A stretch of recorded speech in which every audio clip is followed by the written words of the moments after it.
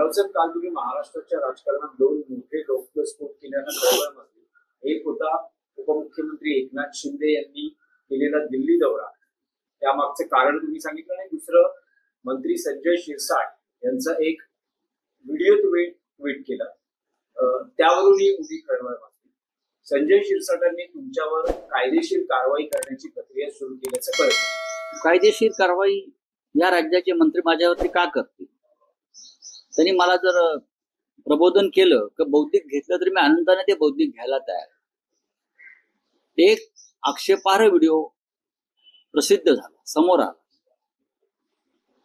मी तो प्रसिद्ध करण्याआधी आपल्या माध्यमातून तो इलेक्ट्रॉनिक मीडियावरती आला, ज्याच्यामध्ये या राज्याचे मंत्री आक्षेपार्ह स्थितीत, बाजूला पैशाच्या बॅगा आहेत उघड्या, काही बॅगा उघड्या आहेत, काही बॅगा बंद आहेत, काही बॅगा कपाटात आहेत, असा तो व्हिडिओ आहे. हा in the interest of public. तुम्ही जनसुरक्षा कायदा आणलेला आहे ना, मग मी जनहितासाठी जर हा व्हिडिओ प्रसिद्ध झाला असेल तर त्याच्यामध्ये कोणाची बेअब्रू होण्याचं कारण नाही. त्यांनी त्याच्यावर खुलासा दिलेला आहे आणि तो खुलासा तुम्ही प्रसिद्ध केलाय. व्हिडिओ मी काढलाय का? चोरून नाही. मंत्र्यांनी स्पष्ट केलंय की हा व्हिडिओ त्यांच्या घरातलाच आहे. मग घरामध्ये मी तर ते कुठे राहतात मला माहित नाही. बघा, हे संजय शिरसाट जे आहेत हे एक अतिविशिष्ट व्यक्ती आहे.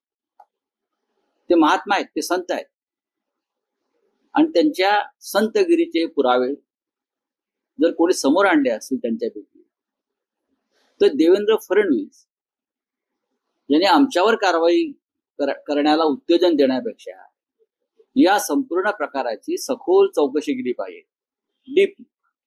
ते करणार आहेत. एक मंत्री आक्षेपार्ह अवस्थेत पैशाच्या बॅगांसह बसलेला आहे, सिगरेटचे झुरके मारत. हे का चित्र आमचं नाही आहे, चित्र या महाराष्ट्राची प्रतिमा आहे. या सरकारची प्रतिमा काय आहे हे त्या व्हिडिओतून दिसत आहे. भारतीय जनता पक्षाच्या नेतृत्वाखाली, फडणवीसांच्या नेतृत्वाखाली किती घटिया दर्जाचं सरकार चालवलं जात आहे हे गेल्या 2 दिवसात शिंदे गटाच्या 2 आमदारांनी दाखवून दिलं आणि एक मंत्र्यांनी दाखवून दिलं. त्याच्यावर देवेंद्र फडणवीस अजून बोलत का नाही? नैतिकता हा त्यांच्या राजकारणाचा पाया आहे. नैतिकतेच्या मुद्द्यावर भारतीय जनता पक्षाने संघाने आतापर्यंत काम केलंय. मग ही नैतिकता आता कुठे गेली? देशाचे प्रधानमंत्री नरेंद्र मोदी जनतेला नैतिकतेचे धडे देत असतात ना. मग तुम्ही प्रधानमंत्री मोदींचा तरी आदर्श पाळा, आणि कालच्या प्रकरणामध्ये तुम्ही त्या गुन्हेगारांचा बचाव करू नका. अदखलपात्र गुन्हा, अटेम्प्ट टू मर्डर आहे, आणि अदखलपात्र गुन्हा काय चाललंय? कोणता कायदा? जनसुरक्षा कायदा आणलाय ना, मग या जनतेची सुरक्षा अशा प्रकारे करताय का तुम्ही? करू द्या ना कायदेशीर कारवाई. माझ्यावरती काय नवीन नाही, आमच्यावर सामनाच्या संपादकांवरती कायदेशीर कारवाई हा प्रकार नवीन नाही. अशा प्रकारच्या अनेक नोटिसा आम्हाला येत असतात, सर्वच पत्रकारांना, संपादकांना येत असतात, आणि आम्ही in the interest of nation आणि स्टेट हे खटले आम्ही लढत असतो. संजय शिरसाट असं म्हणतात की घरातल्या जवळच्या व्यक्तीने हा व्हिडिओ काढलेला आहे, तसंच तुमच्यावर देखील त्यांनी जवळी टीका केलेली आहे. करू द्या ना. बघा, कुणाची दलाल आहेत? कुणाची दलाल आहेत? असतील ना, ठीक आहे. पण रावसाहेब, त्यावर त्यांचं असं म्हणणं आहे की ती माझी कपड्यांची बॅग आहे, बघा कपडे होते. मी ह्याच्यावरती का खुलासा देऊ? माझ्या समोर मी विरोधी पक्षाचा नेता आहे, लक्षात घ्या.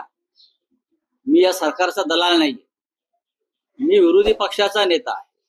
मी संसद सदस्य आहे, राज्यसभा सदस्य आहे गेल्या 25 वर्षापासून. मी पक्षाचा नेता आहे, मी पत्रकार आहे.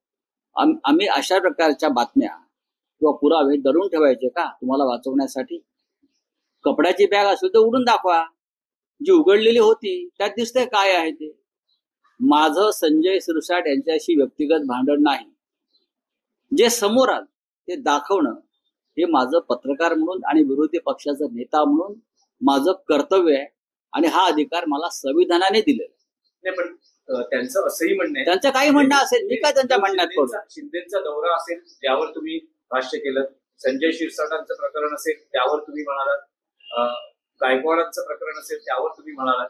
त्यांचं असं म्हणणं आहे की संजय राऊत यांचं डोकं ठिकाणावर नाही आणि त्यांना संताजी धनाजी जसे मुघलांना पाण्यात दिसायचे, त्यांच्या घोड्यांना पाण्यात दिसायचे, तसे राऊत आणि उभाटाला शिंदे आणि त्यांचे जे सगळे नेते आहेत ते पाण्यात दिसतात, म्हणून ते वारंवार टीका करतात. आणि बघा, गद्दारांच्या विरुद्ध आम्ही संघर्ष सुरूच केलेला आहे ना. हे जे मोगल आहेत, हे मोगल कोण आहेत? एकनाथ शिंदे किंवा हे जे आता कोण आहेत त्यांच्या बरोबरचे, हे मोगलच आहेत, ज्याने महाराष्ट्राच्या अस्मितेवर आक्रमण केलं होतं, पडझड केली होती, शिवरायांचं स्वराज्याचं स्वप्न उद्ध्वस्त करण्याचा प्रयत्न केला होता. त्या मोगलांचे वंशज आहेत ते सगळे.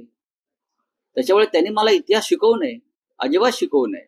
आणि दुसरं असं आहे की ते आम्हाला पाण्यात दिसतात, आम्ही त्यांना पाण्यात पाहतो. काय करणार? आमचं शत्रुत्व या टोकाचं, आम्ही त्यांना पाण्यात पाहतो. काय करणार बोला? आणि आम्ही तुम्हाला पाण्यात गाडू. पुढे बोला. मी नाकारतोय का? आम्ही तुम्हाला पाण्यात पाहतो. तुम्ही बरोबर बोलता. ते आम्हाला पाण्यात पाहतात, आम्ही त्यांना पाण्यात पाहतो. जे जे या महाराष्ट्राचे शत्रू आहेत, जे जे दिल्लीचे चपराशी आणि दलाल आहेत, त्यांना आम्ही पाण्यात पाहतो, पाण्यात पाहणार आणि तुम्हाला पाण्याच्या तळाशी नेणार. हा माझा शब्द.